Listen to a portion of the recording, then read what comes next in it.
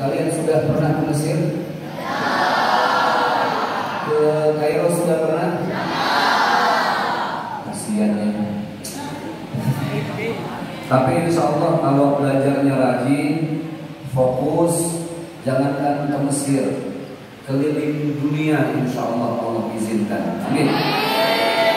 Man jadda, man sabara, man sara, man qalla sirruhu. Kalau yang ini apa enggak? Jarrib walahid takun arifan. Baik, adik-adikku yang berbahagia yang dimuliakan oleh Allah Subhanahu wa taala, kita ngaji dulu ya. Kita ngaji, Ustaz lihat sudah ada yang bawa buku, sudah ada yang bawa pulpen. Enggak tahu nih yang putrinya sudah bawa buku. Masya Allah. Oh. Kalian di sini nggak boleh pegang handphonenya. Alhamdulillah. Baik, kita ngaji dulu. Bismillahirrahmanirrahim. Di dalam hidup ini Allah menciptakan 3 macam makhluk hidup. Berapa macam? 3. Wahid, dan salah. 1, 2, 3. Kalau orang selat panjang 1, 2, 3 apa gitu? 1, 2, 3. Tak mana pilih-pilih. Yang pertama, makhluk yang diciptakan oleh Allah dalam bahasa ilmiahnya disebut dengan anima vegetativa. Apa? Anima vegetativa. Tumbuh-tumbuhan, pohon. Kalian lihat pohon? Oh, banyak di sini pohonnya. Ustaz tanya, pohon itu bisa berpindah-pindah apa tidak? Itulah nasibnya pohon. Hujan, kehujanan. Panas, panas. Makanya sampai kiamat kalian gak akan pernah menyaksikan pas hujan pohon rambutan tiba-tiba pindah segini. Gak ada. Kenapa? Nasibnya pohon ya di situ saja. Itulah pohon. Lalu Allah menciptakan makhluk yang lebih canggih sedikit, yang dalam bahasa ilmiahnya disebut dengan anima aktiva. Naqulu bil lugha al-arabiyyah yakni al-hayawanat. Tafhamun al-hayawanat? Al-hayawanat we say in English animal. Do you speak English? How do you do? Do you how? How do you do? Do you how? Makhluk yang kedua disebut dengan animal, al-hayawanat. Tetapi, but animal is animal forever and ever. Do you understand? Ya saja biar cepat ya.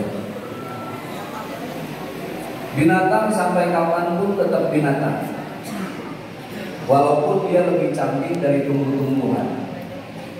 Ketika hujan, binatang bisa pindah-pindah nggak? Ketika panas, bisa berlindung nggak?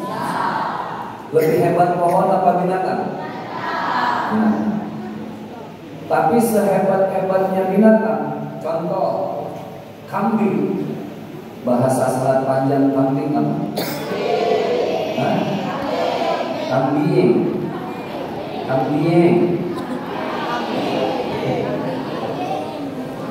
Kambing.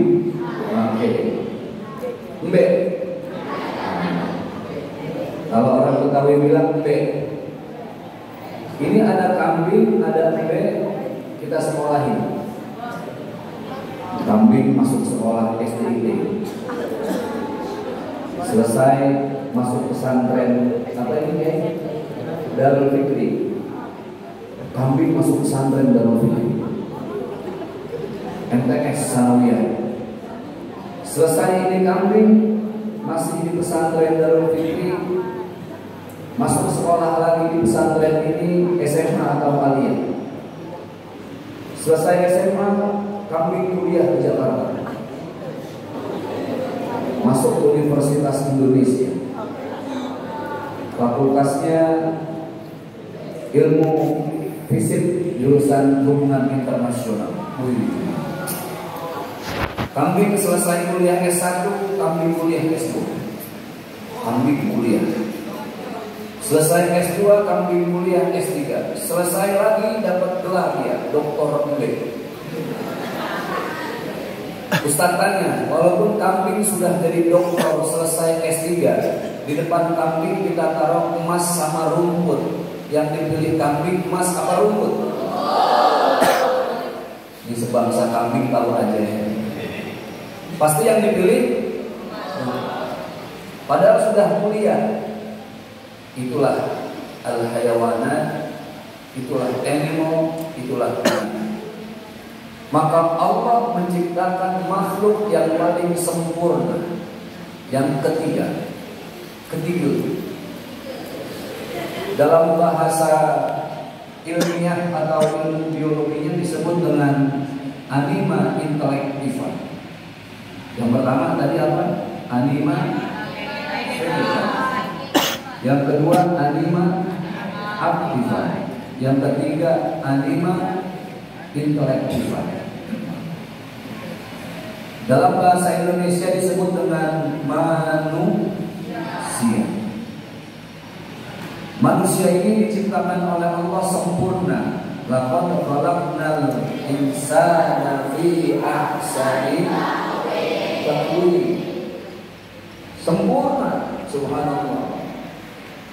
Lihat betapa indahnya manusia. Dikasih hidung sama, lubangnya berapa? 2, 3. Lubangnya 2. Walaupun bentuk hidungnya beda-beda ya.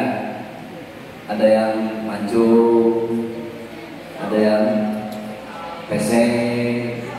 Pesek kalau orang Selat Panjang bilang apa? Hah? Pesek. Mau mancung mau pesek alhamdulillah. Yang penting bisa nafas. Kebayang gak kalian punya hidung mancung, lubangnya 2, tapi lubangnya madepnya ke atas. Kasihan kalau hujan kan? Alhamdulillah. Baik, kita masuk lagi. Tapi bagaimana manusia itu supaya sempurna di mata Allah Subhanahu wa ta'ala? Kalian hafal nggak ayatnya? A'udzubillahi minasyaitonir rajim. Yarfa'illahu alladhina amanu minkum walladzina utul ilma. Oh, mantap. Orang itu akan menjadi sempurna manusia sebagai hamba Allah. Syaratnya 2. Kalau mau sempurna di mata Allah, berapa syaratnya? 2. 1, dia harus beriman kepada Allah Subhanahu. Kedua, dia harus senantiasa menuntut ilmu, haus akan ilmu. Makanya tadi saya sampaikan, ijhad wala taksan wala tamun ghafilan fanadamatul uqbah. 5 ijazah. Bersungguh-sungguhlah menuntut ilmu, karena orang yang menuntut ilmu derajatnya akan diangkat oleh Allah Subhanahu wa ta'ala. Jadi syaratnya yang pertama apa? Ilmu. Yang kedua, menuntut ilmu. Utlubil ilma minal mahdi ilal. Nuntut ilmu itu dari semenjak kita lahir sampai masuk ke dalam liang lahat, kita wajib menuntut ilmu. Baik, adik-adik yang berbahagia yang dimuliakan oleh Allah Subhanahu wa ta'ala. Ada yang tanya, Ustaz dulu pesantren atau tidak? Pesantren. Berapa tahun Ustaz pesantren? Saya pesantren lulus SD. 6 tahun. Di mana Ustaz? Di pondok pesantren Darul Muttaqin. Kalau ini kan Darul Fikih. Saya di Darul Muttaqin. Adanya di mana? Di Parung, Bogor. Sudah pernah ke Bogor? Mau ke sana? Nah, silakan pergi sendiri ke sana. Di Bogor 6 tahun.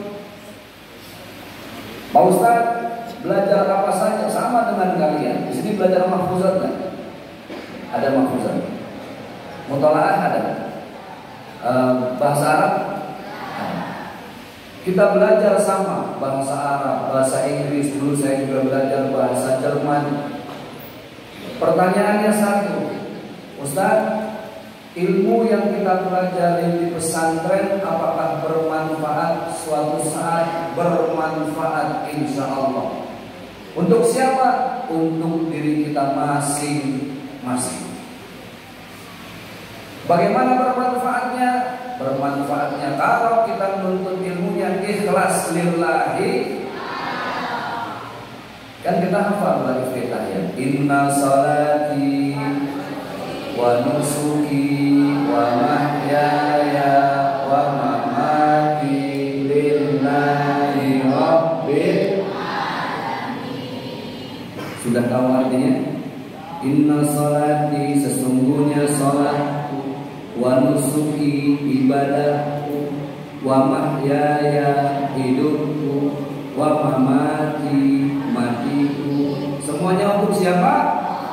Allah. Makanya kenapa dalam agama Islam di pesantren kita diajarin baca doa, betul kan? Mau makan ada doanya nggak? Allahumma barik.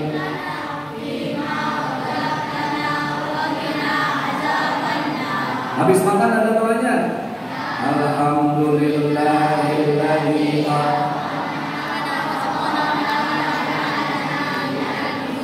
Enak jadi orang Islam, apa-apa doa, apa-apa doa, apa-apa ingat Allah. Mau masuk kamar mandi ada doanya. Allahumma inni. Enak nggak jadi orang Islam? Contoh, kita punya hati berapa? 1. Tapi di dalamnya banyak rasa. Hatinya 1, tapi rasanya ribuan rasa. Ada sedih, ada cinta, ada sayang, ada rindu, ada galau, andilau, tahu andilau? Antara dilema dan galau, ada bingung, ada rindu dan lain sebagainya. Hebatnya jadi orang Islam, apapun yang kita rasakan di hati kita, kembalikan itu kepada siapa?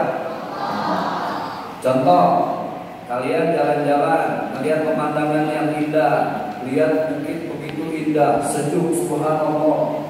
Kembalikan rasa kagum kita terhadap pemandangan itu, kembalikan kepada Allah dengan kalimat apa? Subhanallah. Tiba-tiba pulang habis lihat pemandangan, dapat telepon, ada tetangga kita yang meninggal, sedih, nangis. Kembalikan rasa sedih itu kepada Allah dengan kalimat apa?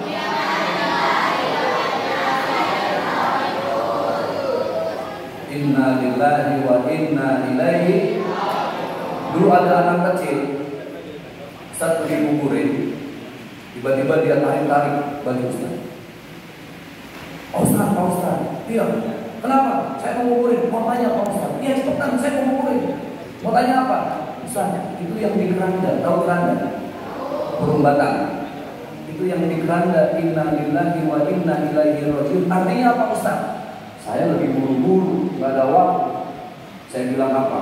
Itu inna lillahi wa inna ilaihi rajiun. Sambil kesana saya jawab, itu artinya yang tidak berkepentingan dilarang masuk. Kalian mau masuk keranda atau tidak? Nah, tapi keranda ini kendaraan paling menakutkan. Siapapun yang naik ini pasti mati. Karena memang kendaraan orang mati. Mulut kita bikin dosa, bikin maksiat, tiba-tiba kita ingat Allah. Kembalikan rasa bikin dosa itu kepada Allah dengan kalimat apa?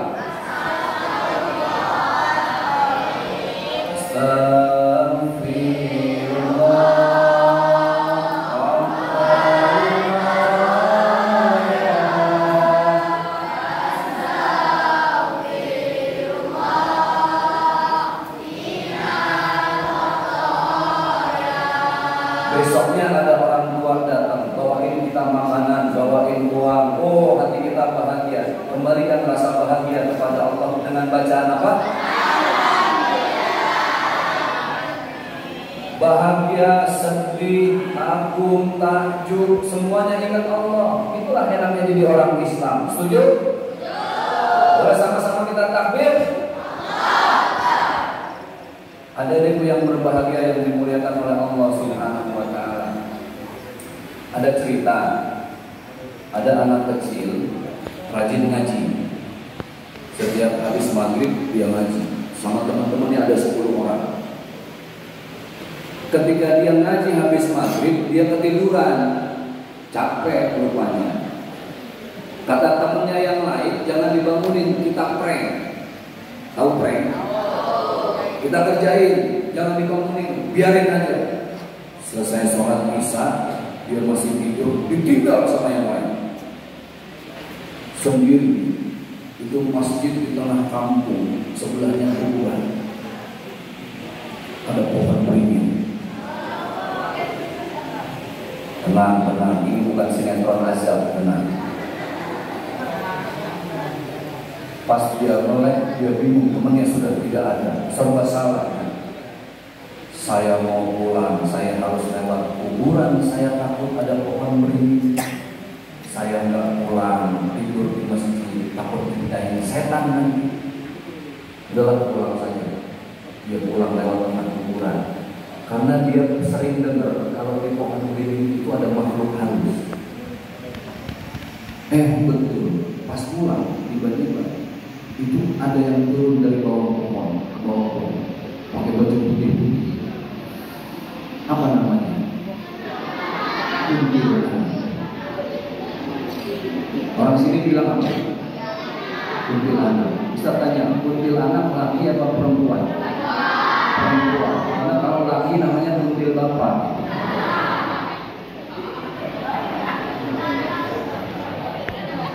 Kuntil anak turun.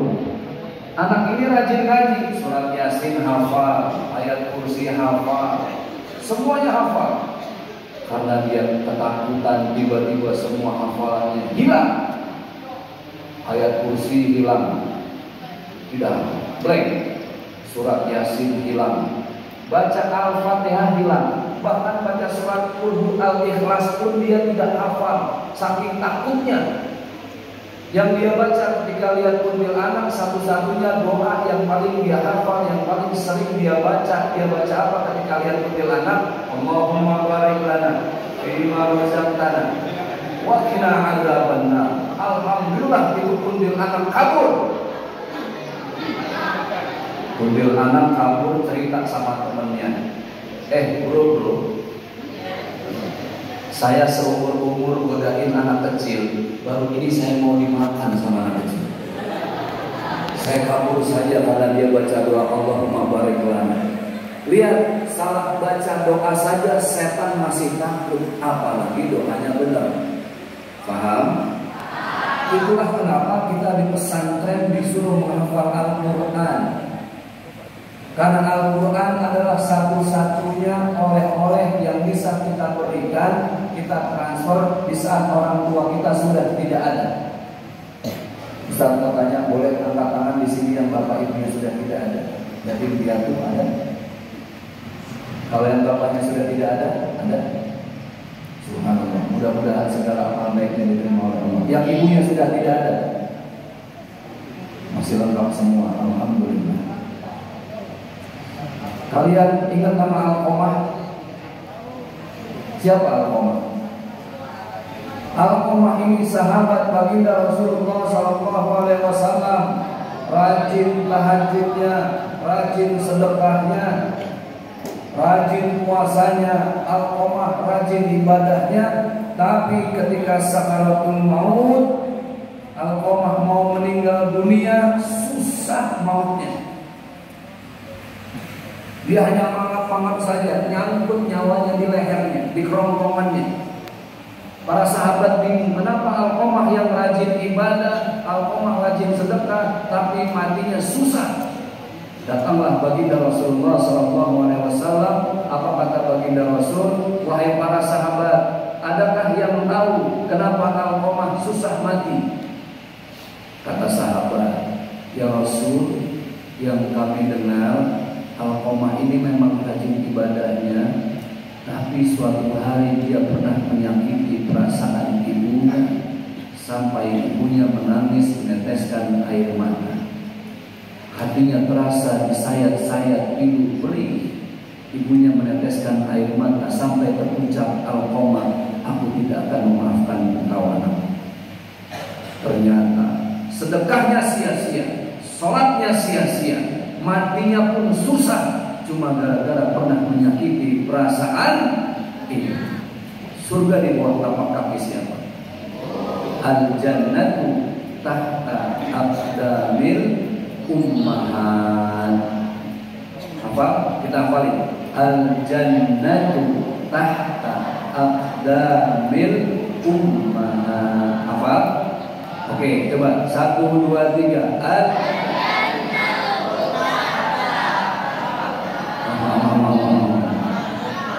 Tahta aqdamil ummahat. Coba aqdamil ummahat. Tahta aqdamil ummahat. Oke, dari awal. Qala Rasulullah sallallahu alaihi wasallam, al-jannatu. Dari yang panjang ada alifnya. Aqdamil ummahat. Coba dari awal. Qala Rasulullah sallallahu alaihi wasallam, al-jannatu tahta aqdamil ummahat. Mantap. Surga di bawah tapak kaki siapa? Ibu. Makanya kalau pulang ketemu ibu, lihat kakinya. Buru-buru ada surga Ustaz. Subhanallah. Jadi Ustaz tanya, dulu yang hamil siapa? Yang melahirkan siapa? Yang menyusui kita siapa? Ibu. Jangan sekali-kali menyakiti perasaan ibu. Kalian boleh silakan kuliah S1, S2, S3 ke Mesir, ke Eropa, tapi kalau pernah menyakiti perasaan ibu, jangan bermimpi jadi orang sukses dan berkah. Kalau kamu mau sukses belajar di pesantren, muliakan ibu.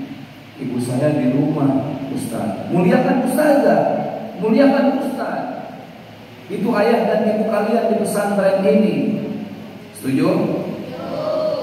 Adik-adikku yang berbahagia yang dimuliakan oleh Allah Subhanahu wa taala. Jadi ternyata yang namanya kita sebagai manusia itu perlu belajar ilmu supaya apa?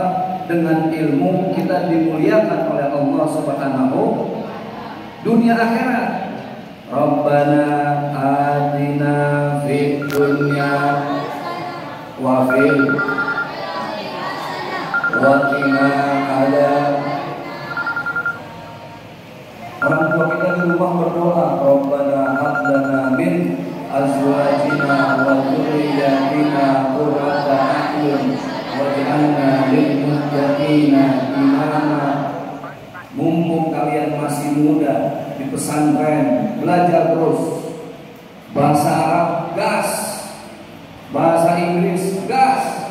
Suatu saat kalian akan go internasional. Tidak akan pernah menjadi rugi orang yang hidupnya dengan ilmu. Rugilah orang yang pulang dari pesantren tidak bisa apa-apa.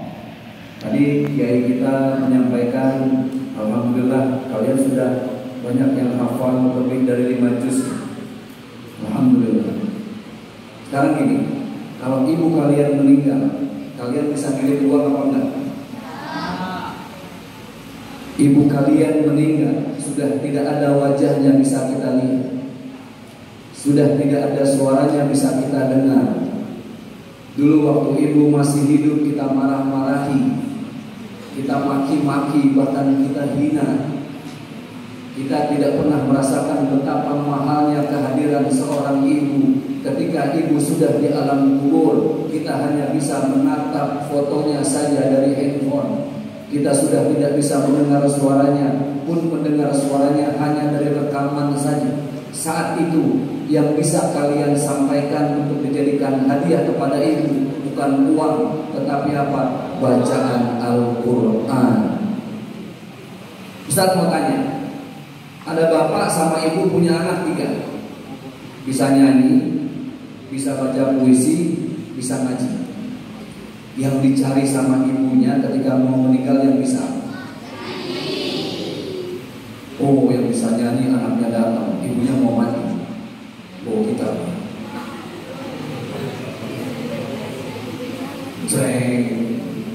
Ibu, izinkan aku menyumbangkan sebuah lagu dengan judul Ibuku Mati. Belum mati.